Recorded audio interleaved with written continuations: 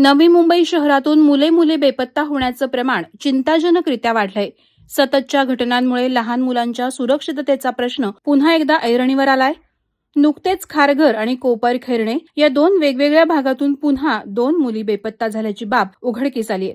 या घटनांमुळे पालकांमध्ये भीतीचं आणि चिंतेचं वातावरण पसरलं असून शहरातील कायदा आणि सुव्यवस्थेवर प्रश्नचिन्ह उपस्थित केलं जात आहे. नवी मुंबई पोलिसांकडून मिळालेल्या अधिकृत आकडेवारीनुसार शहरातून आतापर्यंत तब्बल 458 मुलं आणि मुली बेपत्ता झाल्याची नोंद करण्यात आली आहे. इतक्या मोठ्या प्रमाणात लहान मुलं बेपत्ता होणं ही केवळ स्थानिक पोलिसांचीच नव्हे तर राज्य सरकारचीही चिंता वाढवणारी बाब ठरली आहे. मुंबईची लोकसंख्या दिवसेंदिवस वाढत चालली आहे. बाहेरच्या राज्यातून मोठ्या संख्येनं लोक मुंबईत येतात. उत्तर प्रदेश, बिहारमधून मुंबईत येणाऱ्या लोकांची संख्या सर्वात जास्त आहे. यातील अनेक जण बेरोजगार असतात, त्यामुळे काहीशा पैशांसाठी हे लोक गुन्हेगारी विश्वात जात असल्याचंही सांगितलं जात आहे.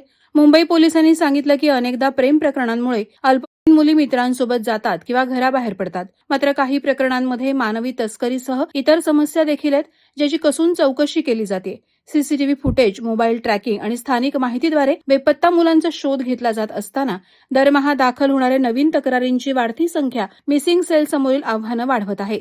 नवी मुंबईत ठिकठिकाणी सीसीटीव्ही कॅमेरे आणि पोलिसांची गस्त वाढवण्याची मागणी नागरिकांकडून केली जाते. बेपत्ता मुलामुलींचा शोध घेण्यासाठी विशेष पथकं तैनात करावीत अशी विनंतीही पालकांनी केली आहे.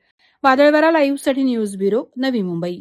नवी मुंबई व रायगड जिल्ह्यातील ताज्या बातम्या आणि घडामोडींसाठी सबस्क्राईब करा वादळवारा लाईव्ह चॅनल आणि दाबा बेल आयकॉन.